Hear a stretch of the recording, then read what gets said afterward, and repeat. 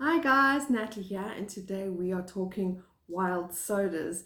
Recently I was gifted a bucket load of naartjies and since it's spring and it's starting to get warmer, I've really had a hankering for a good wild soda, so I decided to make a naartjie wild soda.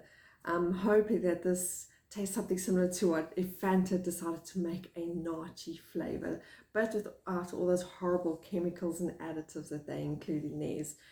Wild soda or natural sodas are incredibly easy to make. Last year I made my first batch using a raisin starter, and the key to these wild sodas or natural sodas is your actual starter, which is quite easy to make, and I will be making another follow-up video on how to make a turmeric bug in order to do your natural soda starters. But for this one I cheated. I used a kombucha which I already had going for 4 days. So a starter is pretty much a fruit sugar liquid that's been aerated, fermenting for at least 3 to 5 days already. And I had a gallon of kombucha going, so I cheated and just used some kombucha as my starter for my soda. The ingredients are really easy. All you need is a sterilized 750 ml bottle. Please, any equipment and tools you use, make sure they are sterilized because you don't want any bad bacteria or mold getting into your rather healthy beverage that you're wanting to create. Then you need a cup of starter liquid, as in this example I use just a black tea kombucha.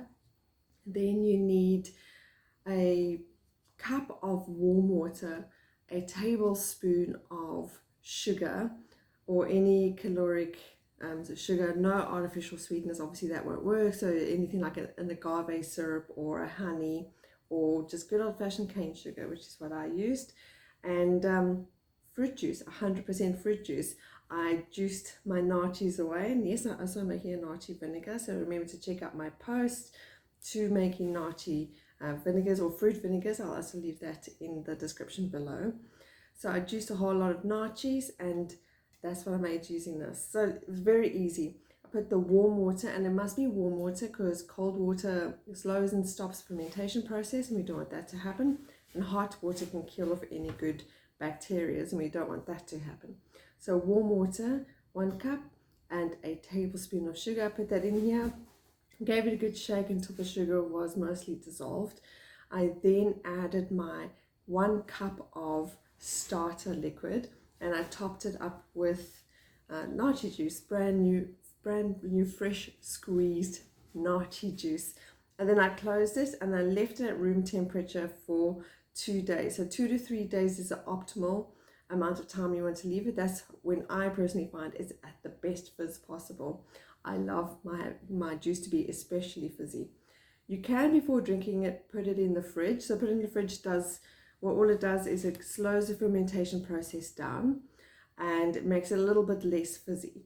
So if you like a carbonated drink but not too carbonated, pop it in the fridge, wait for it to cool down before you serve it. I like to open mine at room temperature because I really like that extra fizz. The only downside of that is quite often it bubbles over, which is why I have a towel and a tray and a weighing my apron just in case. So 2 days on the shelf. Let's give this a try and let's see if I manage to achieve my goal of making Fanta Naartjie at home. Yep, she's got a real good fizz on her, and there we go. Look at that. Wow. Perfect, perfect, perfect. Look at that.